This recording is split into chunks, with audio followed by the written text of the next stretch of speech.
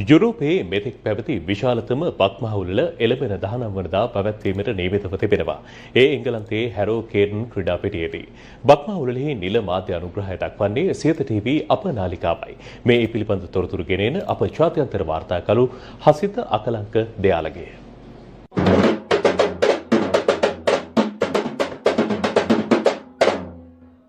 Kingsbury බක්මහා සැනකෙළියේ ක්‍රීඩා තරඟ උදෑසන 8:30 සිට හැරෝ කෙන්ටන් ක්‍රීඩාපිටියේදී ආරම්භ වනවා.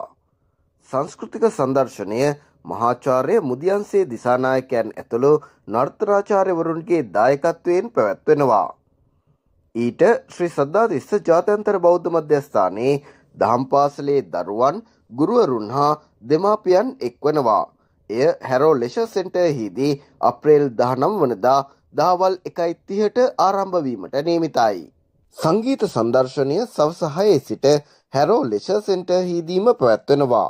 වාසනාව ලැබුණා අවුරුදු 22ක් මේ අලුත් අවුරුදු උත්සවයට සම්බන්ධ වෙන්න. එක දිගට අපිට පුළුවන් වුණා මේ බෞද්ධ මධ්‍යස්ථාන හරහා ලාංකික සංස්කෘතියේ නිවැරදි ස්වරූපය ඒ විදිහටම එංගලන්තේ පුරා ප්‍රචාර කරන්නට. විශේෂයෙන්ම ආරාධනා කරනවා ඔබ සැදී පැහැදී එන්න එදාට ඔබට ලාංකික සංස්කෘතිය ඔබ ලංකාවේ ඉන්නවා කියලා දැනේ. ඔබ ලාංකික නර්තන සංස්කෘතියේ ඊටාම සුවිශේෂ කඩින් බොහෝ ප්‍රමාණයක් බලන්නට ඔබට අවස්ථාව ලැබෙයි.